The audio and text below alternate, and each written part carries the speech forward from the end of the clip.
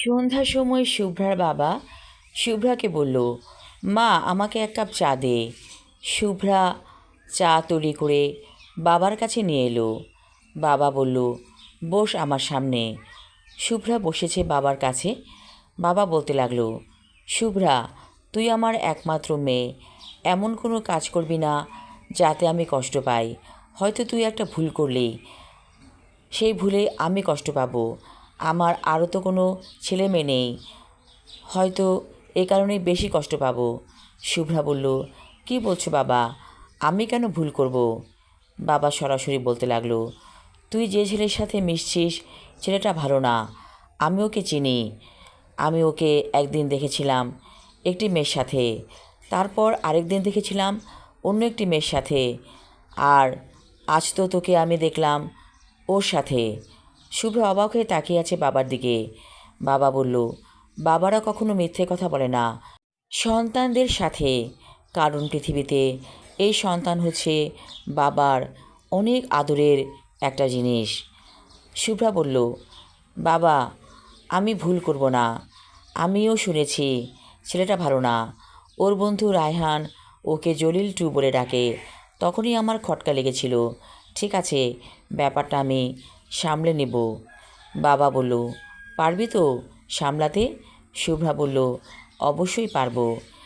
এমন সময় খালা এসে বলল, সিঙ্গারাগুলো খেতে অনেক ভালো ছিল, দুটো সিঙ্গারা আছে, তোর বাবাকে দে। শুভ্রা বলল, বাবা সিঙ্গারা খাবে? বাবা বলল, দে তো দেখি, ভালো নিশ্চয়ই, খেয়ে দেখি কেমন। খালা বলল, আমি দিচ্ছি, শুভ্রা তুই বাবার সাথে কথা বল। সিঙ্গারায় কামড় দিয়ে বাবা বলল, সিঙ্গারাটা একটু বাসি হয়ে গেছে, খেতে ভালো লাগছে না। ঠিক আছে, ভালো না লাগলে খেও না, বলে শুভ্রা। পরদিন আবার দেখা হলো জলিলের সাথে। শুভ্রা সরাসরি বলল, জলিল, আমি তোমার সাথে আর মিশতে চাই না, কারণ তুমি একটি 2 নাম্বার ছেলে। জলিল হেসে ফেলল, এত সুন্দর হাসি, এই হাসি দেখেই মুগ্ধ হয়েছিল শুভ্রা। জলিল বলল, আমি 2 নাম্বার হয়েছি তাতে কি হয়েছে, বিয়ে তো একজনকেই করব, সেই একজনটাই তুমি হও না কেন? শুভ্রা বলল, আমি আমার বাবা মায়ের একমাত্র সন্তান, এই ভুল আমি করতে চাই না। জলিল বলল, এত সহজে তোমাকে আমি ছেড়ে দিব? তা তো হয় না, এসো আমার সাথে। কোথায় যাব? এসো না বলছি, তোমার জন্য একটা গিফট আছে। এই বলে জলিল পকেট থেকে একটা স্বর্ণের নেকলেস বের করলো। শুভ্রা বলল, এটা নিশ্চয়ই আন্টির গয়নার বাক্স থেকে চুরি করেছো? জলিল বলল, তুমি বুঝলে কি করে? শুভ্রা বলল, সব ছেলেরাই এমন করে, কারণ তুমি তো বেকার, কোথায় তুমি টাকা পাবে? আন্টির গয়না চুরি করে এনেছো।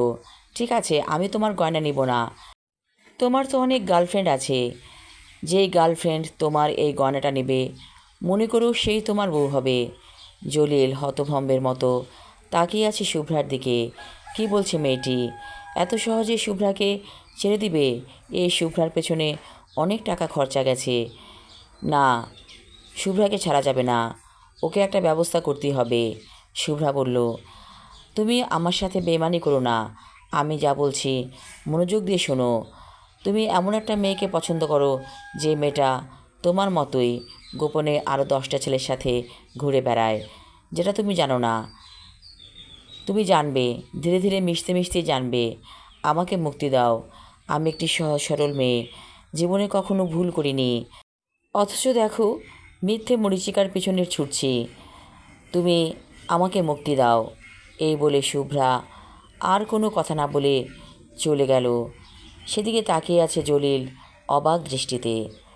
আমি আমার লেখা ছোট গল্প জলিল 2 পর্ব 2 এবং শেষ পর্ব পড়লাম। আশা রাখছি ভালো লাগবে সবার।